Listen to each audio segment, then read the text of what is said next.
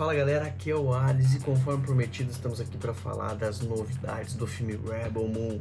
Como vocês sabem, teve um trailer agora no domingo, a gente reagiu ele aqui no canal, clica no card aí para assistir ele ou procura aí nossos vídeos.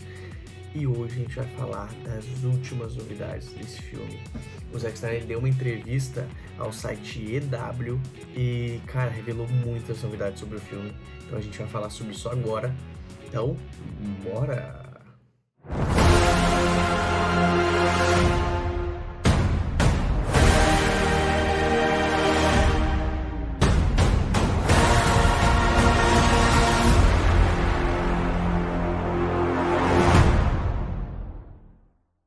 Primeiro vamos falar do universo expandido. Para começar, Rebel Moon não é só um filme, tá? É tipo o universo que o Zack Snyder tá construindo. Ele tem um quadro branco gigante com datas e eventos que o pessoal da EW mal conseguiu ver durante a entrevista. E é só sobre um planeta, Veldit. Agora, a parada central da história é um conflito intenso por causa de trigo. É isso mesmo, pessoal. Em Veldit, onde vivem os fazendeiros, uns colonos humanos estão cultivando trigo. Aí chega uma nave imperial exigindo a colheita. E aí que a coisa fica séria. Eles tiveram muitos desafios durante a gravação do filme, não só com os trigos do filme, mas com trigos reais. Eles tiveram que montar mais de 4 estádios de futebol, se eu não me engano, para essa produção. E o trigo não cresceu tão rápido quanto eles gostariam. Primeiro porque o filme foi gravado ali na Califórnia, nessa parte das fazendas, e ali não é um lugar muito propício para trigo, e sim para uvas e amêndoas, se eu não me engano. E vamos falar sobre o Zack Snyder nesse filme. Cara, o Zack Snyder simplesmente ele é o diretor de fotografia, e ele assina o roteiro juntamente com a pessoa que assinou o roteiro de John Wick 3 e John Wick 4, ou seja, o negócio vai tá bom. E a gente tá falando de um investimento grande na Netflix. A Netflix tá investindo mais de 160 milhões no Rebel Moon, nessa nova IP, tá? Vale lembrar que são para os 2 filmes, então não é um orçamento, digamos, de um Star Wars, que custa 300 milhões para fazer um filme só. Eles estão usando 80 milhões para cada filme, o parte 1 e o parte 2 de Rebel Moon. Mas vocês estão vendo que eles estão confiando no Zack Snyder, porque por uma franquia nova, eles liberarem essa quantidade de dinheiro, a Netflix não faz isso. Então é muita confiança que eles estão no Snyder para ver se o Rebel Moon, o universo expandido, vai bater de frente com a Disney e com a Lucasfilm, porque esse é o grande objetivo da Netflix. Cara, vale lembrar que esse projeto ele tem muitas influências bem antigas, tá? O Zack Snyder começou a pensar nele lá nos anos 80, enquanto ele ainda estava na escola, ainda era um estudante. Ele pensou numa ideia mesmo, meio os 12 Condenados, só que no espaço, tá? Então ele juntando uma galera variada para lutar por uma causa, só que com naves espaciais e lasers. Comentando novamente para quem ainda não entendeu, Rebel Moon ele não vai ser só uma parte, ele vai ser 2 partes, tá? A primeira parte, Child of Fire, que é a menina do fogo, ela vai montar toda a trama, apresentar os personagens e apresentar o universo pra gente. E a segunda parte, The Scargiver, que é a marcadora de cicatrizes, é prometida para ser a explosão ou a culminação de tudo isso que a gente vai conhecer na parte 1. Eles falaram um pouco também sobre os desafios de criar uma história original. A galera tá empolgada para criar uma história original, mas claro, eles sabem que tem esses desafios, então eles querem fugir do padrão remake ou sequência. Eles querem criar algo totalmente novo, mas ainda coerente.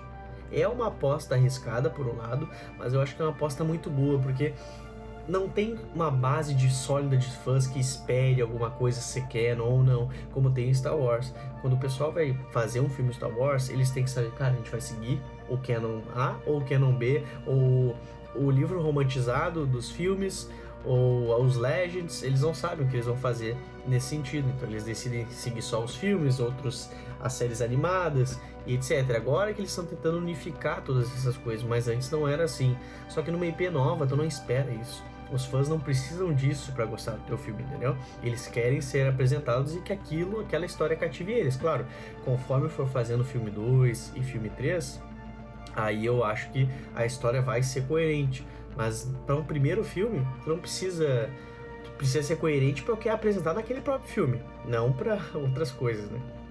a gente tem que falar das raízes do mundo real e inspirações visuais, tá? Os detalhes visuais, os efeitos especiais do filme, eles estão demais, tá? Eles se inspiram em várias culturas, desde vikings a tradições marciais sul-coreanas. Então, cada planeta tem um visual único, como se eles fossem países no espaço. Então, para cada personagem que eles vão achar, vai ser nessa pegada. Eles têm planos extensivos de spin-off, isso vale muito a pena falar para vocês.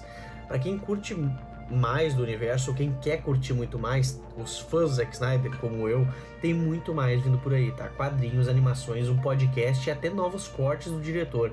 Então a casa do Blood X, que Blood X é o personagem, ou a família do personagem do Ray Fisher, ele vai ter uma história em quadrinhos que vai ser lançada agora, no início de 2024, antes do lançamento do segundo filme.